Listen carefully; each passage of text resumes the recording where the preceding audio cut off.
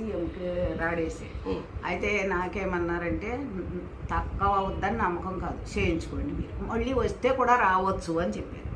ఇంకా అక్కడికి ఎందుకని ఆ మందులు అక్కడేసి మంతెన సత్యనారాయణ దగ్గరికి వెళ్ళాను. అక్కడ చేరానమ్మ 10 రోజులు. కొద్దిగా గ్యాప్ టైం ఇచ్చారు, కొద్దిగా తగ్గినట్టు అయింది, వచ్చేసి 5 సంవత్సరాల క్రిందటి మాట ఇది.